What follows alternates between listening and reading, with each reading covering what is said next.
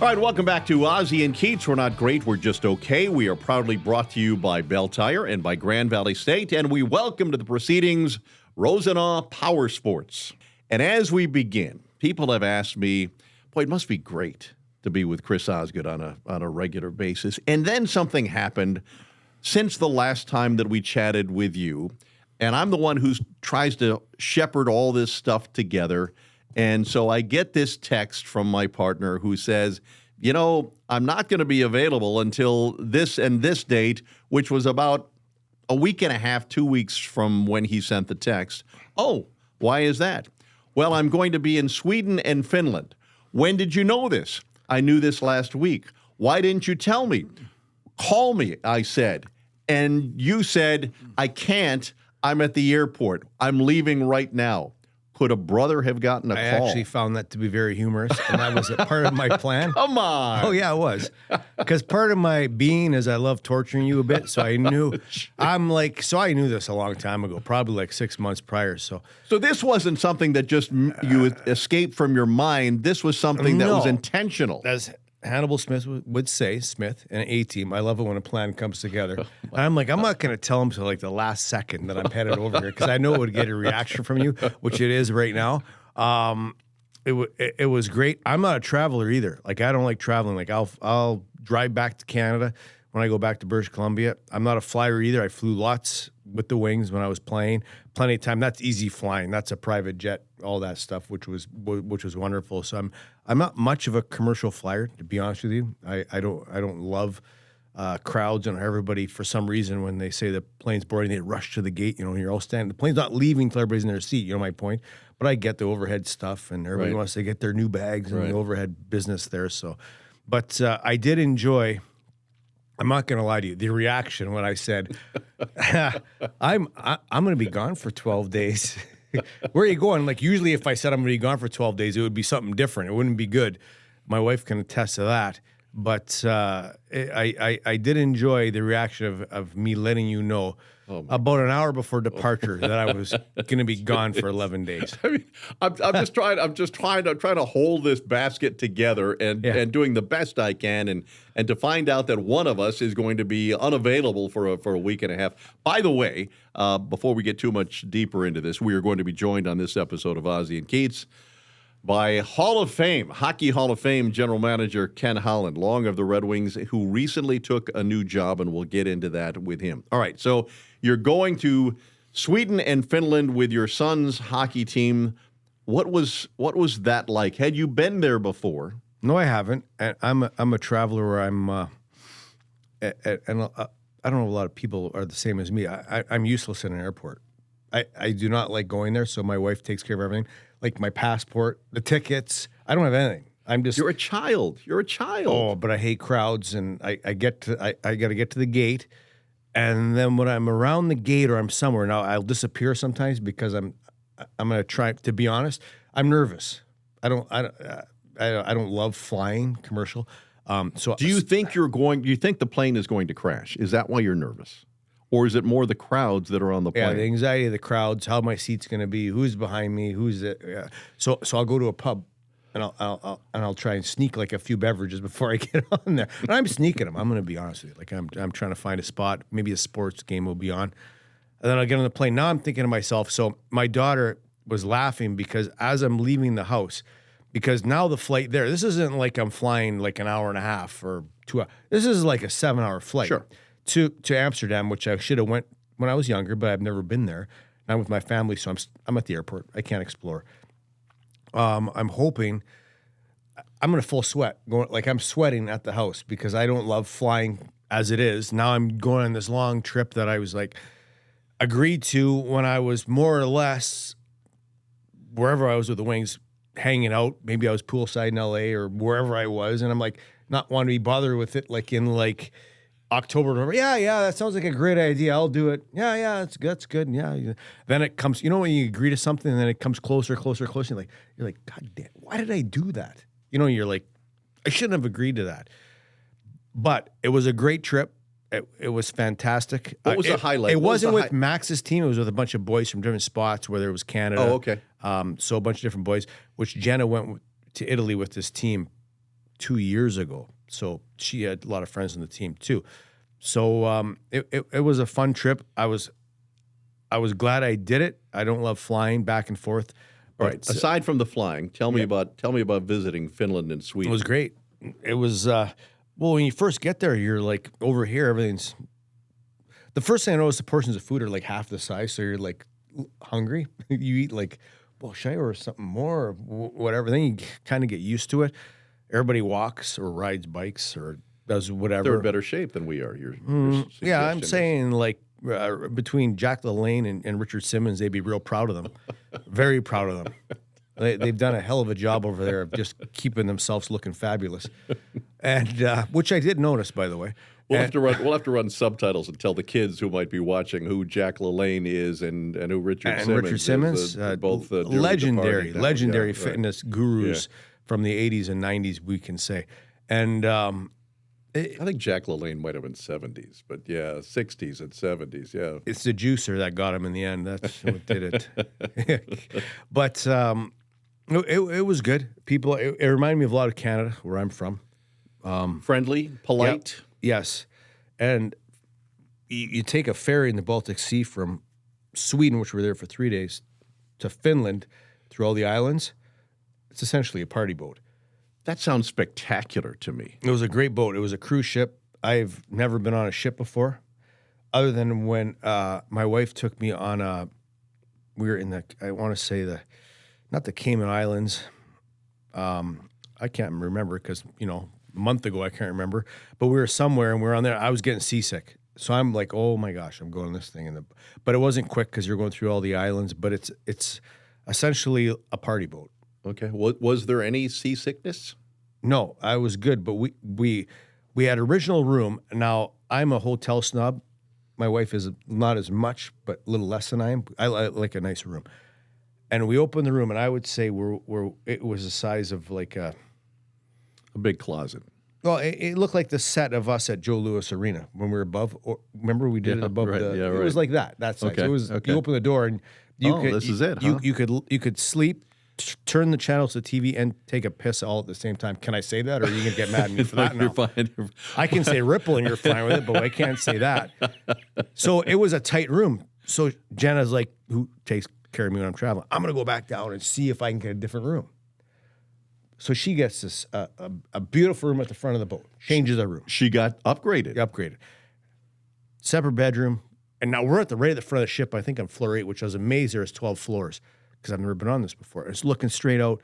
There's windows and there's like a living room area, separate bathroom. We're in there. Well, guess what we're above? We're above karaoke night on the boat. And I was not aware that. It's raining men. Oh, that was not one of them.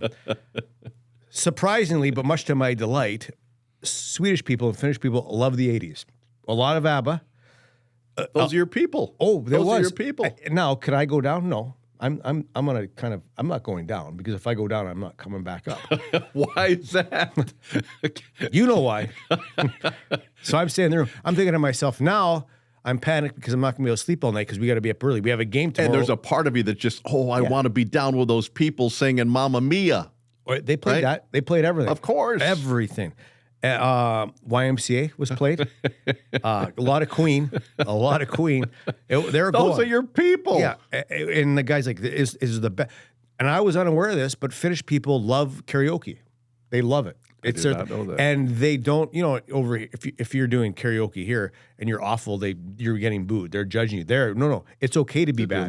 Just as long as you're doing it. Yeah, just as long as you're trying and putting your best effort forth, you're considered to be doing really well. Kind of like we are at the podcast. We're trying. The exact same. Yeah. Kind of like our show that we used to do that we don't do anymore, obviously, but because one of us bailed. Because one of us made the good decision to get the hell out. Yeah, that was a good idea. Well, for you, but it's debatable still because now you're having to deal with the new driver's license and address and all this stuff that you're having to do. But it was a good trip in Finland.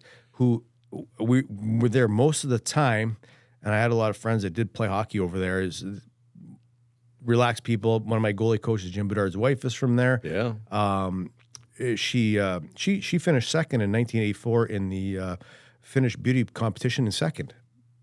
Yeah, Miss Finland finished second. Jim Bedard I did think she okay. was first. JB from what I did see okay. still. He did okay. It was an overshoot. It was an We know that. overshoot, You know Jim Bedard. Yeah, I do. It's an I overshoot. do. Yeah, right. All right, let's take a break because we're delighted to bring in the former general manager of the Red Wings, a part of the Stanley Cups that were won here. He will join us from his new place of residence as Ozzy and Keats continues in just a moment. Hey, at Bell Tire, they're not just changing tires, they're changing the game for the next generation of hockey players. The Bell Tire Hockey Club helps young athletes develop their skills on and off the ice, leading many to compete at the highest levels. Learn more about Bell Tire at belltire.com. Hey, Grand Valley State University is filling Michigan's talent pipeline. Graduates of the state's third largest university are moving Michigan forward with more than 86% of GVSU alumni working in and strengthening our state in well-paying careers. It's no wonder that in a recent survey, Michigan business leaders chose Grand Valley as the most excellent school in the state. Learn more at gvsu.edu/impact. All right, welcome back. Ozzy and Keats continues, and we're delighted to be joined by the longtime former general manager of the Detroit Red Wings, the brand new general manager of the LA Kings. And I will share with people this story. We were going to do this a few days ago, and Ken Holland said, yeah, I'm in. I'm happy to chat with you guys. And then all of a sudden I get a text a couple of days before that, hey, I can't do it on that day because I'm going to be tied up. Oh, okay, well, we'll move it to another day. Well, it turns out what he was being tied up by is taking this new gig in Los Angeles, re-entering the realm of general managership. Congratulations on that gig. Why can't you just gently retire like I did? I tried it. I tried semi-retirement for a year, and I got was actually kind of enjoying it till about March when the game started to get big and the playoff weather was kicking in, and I got I was missing being involved with the team. And then Luc Robitaille reached out after they lost out in the first round of the playoffs. Rob Blake decided that he wanted to step down, and here I am. So I'm excited for the new opportunity. Absolutely, it's exciting. I mean, Ken, I have so many stories back from Medicine Hat, a lot of years, but I'm going to start with the Red Wings. Favorite moment as a Red Wings general manager and Hall of Famer. We're talking to him now. Red Wings would not have been who they were without this man right here. But your favorite moment, I know it's hard to pinpoint it, but what would that be? I'm going to put it in two favorite moments. The first was '97, watching Steve Yzerman hold the Stanley Cup over his head. First time in 42 years that the Detroit Red Wings had won the Stanley Cup. I was the assistant general manager. And then in 1998, doing the same thing, but this time I was the general manager, and we had done it back to back. And obviously you were in net, and you and I had a wonderful relationship going back to our Medicine Hat days. I had to kind of, get him in the right path. Every now and then, Ozzy'd like to get off the path. We had to get him back on the path. Ozzy, remember one year we had drafted him the 1 year, and we okay, go ahead. But those would be my two favorite moments. All right, share with us your best Chris Osgood story that only a few people know. That now that he's semi-retired from TV and doing this goofy podcast thing, that people listening or watching would enjoy hearing about. Mr. Osgood. Well, I mean, some of them we can't. Yes, we can. About, but yes, we absolutely can. Can't tell him. Probably the one would be we drafted Ozzy. He was a young goaltender, just turning pro, and we're living in Medicine Hat. And they've started now a summer hockey league, and there's games. And so I said to Ozzy, you should be in this league. It's a lot of pros, a lot of juniors. And it's going to be a 2-week. There's going to be 5, 6, 7 games. Get him ready for training camp. So I had encouraged him to get the equipment, and then he told me the equipment. I don't know, was it Cranbrook or it wasn't there yet. Grand Forks. He didn't have his goalie equipment. He had left his goalie equipment somewhere. So I said, okay, great, you can drive out, get the goalie equipment. So long story, he doesn't play. He doesn't play in the in this thing. So now we go to training camp. First day of training camp, and he's sort of one of my prized. I've drafted. I was a former goalie. I was supposed to know what goalies looked like. We ended up drafting Ozzy in the 3rd round. And he had a nice junior career. So now we go the first day of training camp. They have these scrimmages. And Mr. Illich happens to be at this scrimmage. It didn't go to training camp, but it's the early days. So Mr. Illich is there, and all the people are there. I think Ozzy's team loses like 11-2. He couldn't stop a football. So I was so fired up. I went back to the hotel, and I waited for him. I waited for him to come back to the hotel, and we had to have a father-son chat.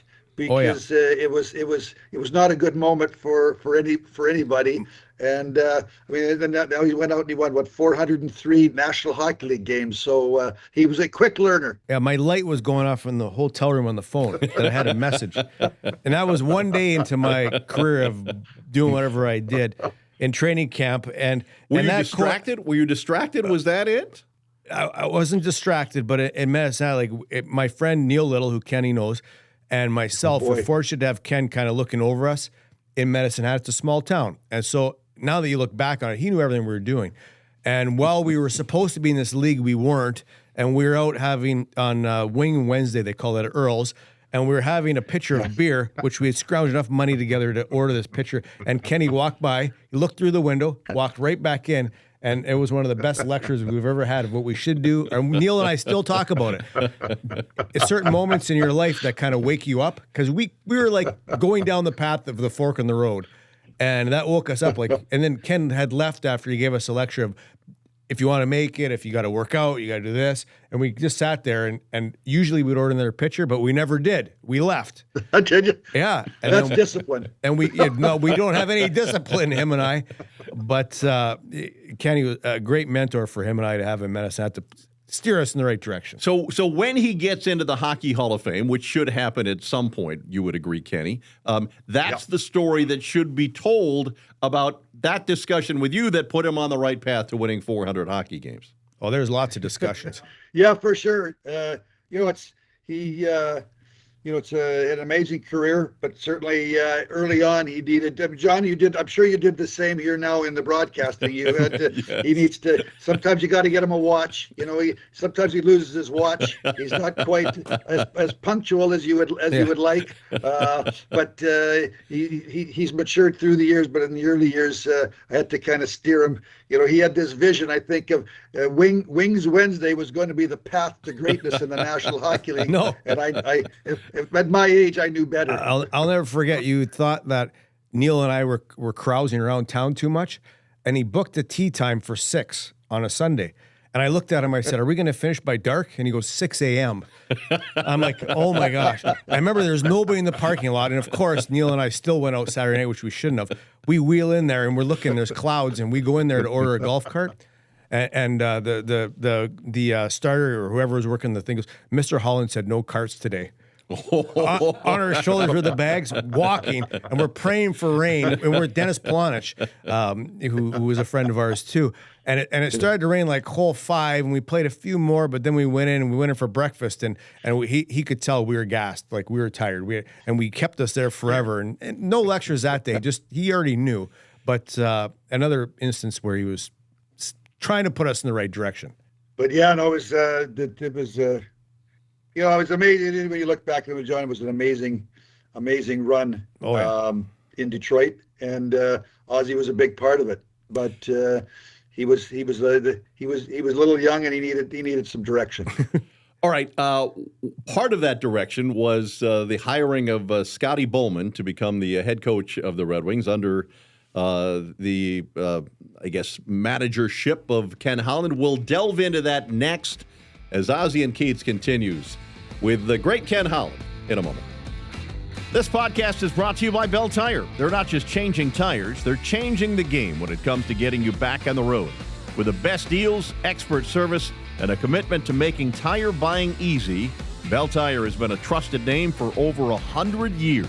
Whether you're heading to the rink or hitting the highway, they've got you covered. Visit belltire.com to find a location near you and see how they're changing tires for the better.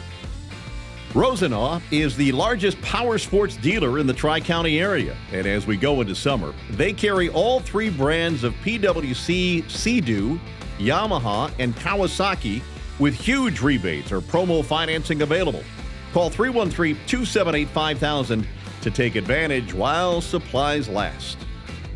All right, Ozzy and Keats continues, brought to you by Bell Tire and by Grand Valley State and Rosenau Power Sports, and we're happy to continue our conversation with former Red Wings general manager, now the general manager of the Los Angeles Kings, Ken Holland. And one of the greatest aspects of running into you over time was when I could get you to talk about Scotty Bowman and your impressions of how Scotty would react to certain things that were happening, not just impressions, from an outward standpoint, but your actual impressions of what he would sound like. That's absolute gold. You love talking about what Scotty would say and how he would say it to the players. Yeah, he was amazing. We had a lot of times he said things twice. So, but I was with Scotty from 1993 or 4. I was the assistant general manager until he retired in 2002. So probably almost a decade. And I mean, Ozzy played for him. He was unbelievable. He was unique, passionate, and he was on top of everything, and he was everywhere. If Ozzy thought that I knew everything was going on, Scotty was another level of information gathering, parking lot attendants, and the cook, and who's talking to who, and who's hanging with who, and who's going where. The legend. So at the general managers meeting, we always every year we honor a former manager. And the one year we honored Scotty Bowman. This would be 20 years ago. And Doug Risebrough, former a player, told a story that actually was somebody else told the story, but Scotty was the general manager of the St. Louis Blues, 29 years old, and all the players were 40. Glenn Hall, Jacques Plante, the Plager brothers, they were all 10 years older. So first road trip, he sets a curfew, say at 11 o'clock at night. And back in those days, the players liked to go out. So Scotty at 10:45 went down and said to one of the people working around the front desk, "Are you a hockey fan?" "Oh yeah, Mr. Bowman, we know who you are." He said, "Would you like to get a Jacques Plante goal stick and get it signed?" "Oh, I would love that." So Scotty went up to come back. "You got a goal stick and then with a marker." And he said, "When the players come in, you should get them and ask their autographs. You can have a nice Jacques Plante goal stick with all the autographs from the players." And he said, "What time do you work till?" And the guy said, "Well, I'm off at 6 o'clock in the morning." He said, "Scotty, great. I'm going to come down at 5:30 in the morning. I'm going to have breakfast. I want to see what autographs you've got." So Scotty goes up to bed and he comes down at 5:30. Finds the guy and says, "Did you get the?" "Oh yeah, you're right, Mr. Bowman. Were they ever nice?" "Yeah." "Let me see whose autograph you got." It'd be Bob Plager and it's Barclay Plager. It's this one. It's that one. So then he said he took the stick to the morning skate and he showed the team that whoever had signed that stick was getting fined $100 for breaking curfew. So there's I could sit here and talk till tomorrow about Scotty Bowman stories. There's so many legends. There's so many great stories about Scotty, but he was the best. There's a reason why he won. He was on top of everything, attention to detail. I think he's the best bench coach in game, making adjustments of any coach in the history of our game. I'm very fortunate to have spent almost a decade with him. John, I would say that 94, I moved to Detroit. And I was assistant manager for 3 years, and then became general manager in the summer of 97 after we won the Cup. And I worked with Scotty Bowman and Jim DeVillano, and Jimmy D being the architect of the New York Islanders dynasty, or one of the architects, along with Bill Torrey. And then to work with Scotty Bowman, that was going to Harvard for me. That was the hockey of Harvard, just to sit in there and talk to those two guys on a regular basis, be in meetings, to see the way they thought, really team build. It's really affected by thinking of the importance of the bottom six and the checking lines and the role everybody's got on the team. I think I learned so much from Scotty and Jim DeVillano that really has propelled me to whatever success I've had as a manager. That was going to Harvard. That was the hockey at Harvard for me personally. Yeah, absolutely. Everybody thinks the draft is easy. We were talking about it yesterday or today, you and I. Just how difficult is it drafting players and really pinpointing who's who? Because everybody can be a second guesser. It's hard to do. These kids are very young. You don't know how they're going to turn out. Just run people through what it's like to be at an NHL draft that don't know. Well, I'll put it this way. I've told people, I've got 4 children, and when they slept in the basement, and in the bedrooms, and when they were 18 years of age, I wasn't quite sure how they were going to turn out, and who they were hanging with. Well, now I'm at row 37 in Moose Jaw, the arena, or Medicine, the arena, or Plymouth, and I'm trying to sit and evaluate an 18-year-old. You're really only looking at the skill set. You're seeing, can they skate, and you're trying to get a feel. But ultimately, what defines and determines how good these young people are going to be is the motor. And when you draft them, it's like buying a car, and then you opening up the hood and you realize that, well, this motor's got everything, or this motor's missing some spark plugs, this motor's missing an engine. It's that drive, it's that determination, and now you got to go to work to kind of build up, or maybe it just needs to be fixed up. But it's a guessing game. The guide and record book would tell you that the NHL draft is a guessing game, even with all the analytics, more scouts, more meetings, more investigation. It's probably made it more in line with when you pick the best player. But the reality is, drafting 18-year-olds is a guessing game. These other sports, they draft football, so they're drafting 22-year-olds. We're drafting 18-year-old. Baseball's drafting 18-year-olds. Baseball, it's a guessing. A guy in the 50th round turns out to be a star. In the first round, they don't play. So I think part of it is drafting, and then the other part of it that's important is developing. That organization bringing that player from the draft table and trying to get him to eventually put the jersey on and be a regular player. All the people that your director of player development, your minor league coach, because these young people have so many people in their ear that you got to make sure that they understand the importance of getting to a gym, discipline, getting stronger, and making a commitment. Because pro hockey, pro sports, it's a job. It's a full-time job. Would it tear you up when you would look back, or did you tell yourself not to look back at, I chose this player instead of that player, and the first player that I should have chosen had a much more established career than the player that I selected? Well, I got some skeletons, and they probably can to show them to you in Detroit from my Detroit days when I was still there. Yeah, I mean, obviously we take great pride in doing making good decisions, and when we make a decision, it bothers you because we've all got pride in what we do, and then I think what it does is it makes you reflect on the process that you Sure. might have went through in making that decision. And was it a flawed process, or maybe it wasn't a flawed process? Sometimes it's just the way it goes out. But certainly, if you're going to be successful in the National Hockey League, you got to be good at the draft table. You've got to be good at developing those players, and it starts at the draft table. That you're building that foundation of players, and then after that you get out to where it's trades, it's free agent signings, it's some of these other things. But the good organizations that have been that was really what happened in Detroit. Going back to Neil Smith was the chief scout in '89, the '89 draft, where it was Sillinger the first round, Bugner in the second round, Lidstrom in the third round, Fedorov in the fourth round, Dallas Drake in the sixth round, and Konstantinov in the 11th round. There's 6 NHL players, Yeah. and with Lidstrom, Fedorov, and Konstantinov, probably had 3 Hall of Famers out of that draft. Then the rules changed.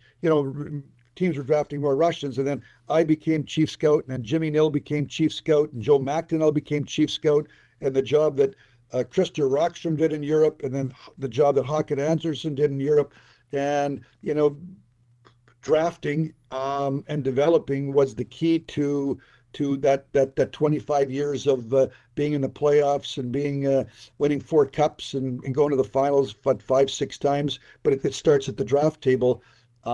It's one last thing, John. It's harder today because there's 32 teams. There was a time in the 90s where there was 21.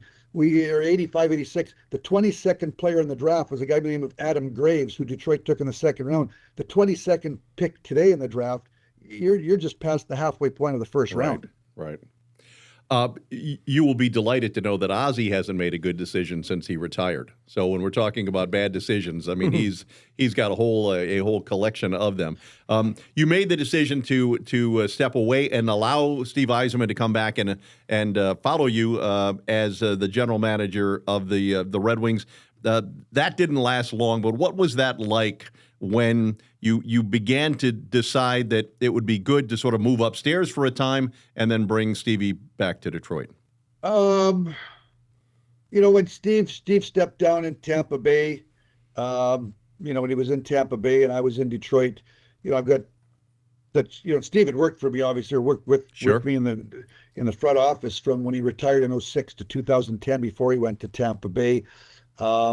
And I've obviously got a tremendous relationship with Steve, so I thought it was just a natural that Steve come back and join the organization. And as we got to, down to a year later, because Steve stayed there and mentored Julien Brisebois for a year, and when as he was going to join us, I talked to Steve and I talked to Chris, and I thought, the time was right, because we were going into a rebuild, and I knew it was going to take time. I think I told everybody at the year-end press conferences that these rebuilds they're long and painful, and then so I was all set. I was going to be a senior advisor. Was excited to work with Steve. Loved the ownership, Mr. and Mrs. Illich and Chris Illich. We loved living in Detroit, and then I ended up. Week or 10 later, the phone rang. Bob Nicholson called me, president of the Edmonton Oilers, and wanted to know if I wanted to head west. And for a 5-year contract. For a 5-year contract. 5 years to take over the Edmonton Oilers. Nobody can turn that down. No. Well, you know what? I was going west. We had daughters in Calgary. Cindy's dad was about late 80s. It was an opportunity for her to get to Medicine Hat, see more of her. And then, I was 3,000 miles away, and I know they had these two young kids, the Draisaitl and McDavid. I know. I thought, boy, it'd be, again, we talked about the team building. I'd like to, you got to build around them. It's not a two-man, so but certainly they're the engine. You always got to have an engine. And the engine was Yzerman and Fedorov and Lidstrom and Konstantinov, and then the engine Zetterberg and Datsuk and Lindgren. You got to have an engine driving your team, a group of 4 to 6 players that are great players, and they drive your team. And I knew that they had McDavid and Draisaitl, and so for personal and professional reasons, went west, and I enjoyed every moment of being the general manager of the Edmonton Oilers. And then we decided to part ways. I enjoyed the last year, kind of being out of the line of fire per se, but realized I missed it, and I'm excited now to be in LA and see if I can hopefully help make a little impact here in LA. That is exciting. LA's got a good team. Rob Blake did a good job with building that team. What kind of tweaks do you think you have to make moving forward? Not you don't have to say, but in generalization. I like stars. That's what Ken Holland would tell me. I like stars. I like big names. That's what he always told me. I like stars. Well, he lost to Edmonton 4 years in a row in the first round. A pretty good team, though. A lot of good players there. A lot of good young guys too. So, what do you do to kind of get them over the top? What? It's LA. They talked about yesterday at the press conference. LA's lost 4 times to Edmonton. I was there for the first 3. The first year, and you guys know, first year we're going out to LA down 3-2 and must win on the road. If LA wins a home game, they knock you out. And we've got Darnell Nurse suspended for 1 game, and we win the game and go home and we win game 7-1-0. It's a coin flip. Yeah. The next year, LA's up. It's 1-1 going to LA. They win game 3 in overtime. And game 4, they're beating us 3-0 after a period. And we end up winning that game in overtime. and winning in 6. But if you lose game 4 when you're down 3-0 after 1 and you're down 3-1, maybe it goes LA's way. And then my last year we won 5 games, but this year LA was up 2-0 and, up 4-3 with 7 minutes to go in game 3 and up 3-1 going into the third period of game 4, and Edmonton moves on. My point is, it's a fine line. People remember the winning and they remember the losing, who won and who lost, but the gap in most of these teams when you get into the playoffs is marginal, and it's determined in moments. And certainly the Edmonton Oilers have found those moments, and so we gotta build. We gotta try to make the team make a few little changes. You got to go through this whole process of 82 games to try to.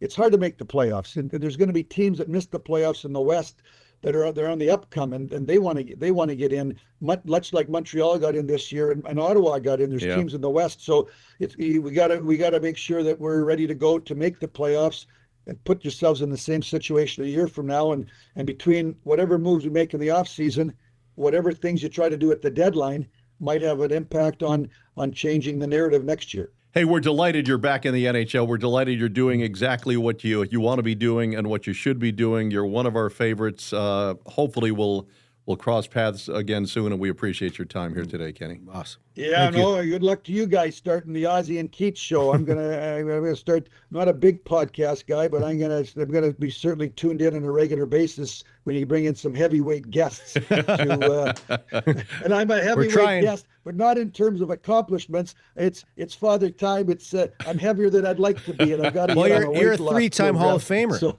You're Vernon Hall of Fame, Michigan Hall of Fame, and NHL Hall of Fame. That's right. Yeah, 3-time Hall of Famer. Yeah. And golf course Hall of Famer. We know that. Yeah. And a defending Holland Derby champion. Absolutely. Right, yeah. Good luck in that, because that's all that matters. Good luck to you guys. All the best. Thanks, Love you guys. All right. The great Ken Holland joining us. It has been a raucous edition of Ozzy and Keats. We thank everybody for joining us. We thank the sponsorship of Bell Tire and Grand Valley State and Rosenau Power Sports. And we'll see you next time on Ozzy and Keats, everybody. Ozzy and Keats is produced by Zachary Davis and Bill McAllister and proudly distributed by Podcast Nation in Troy, Michigan.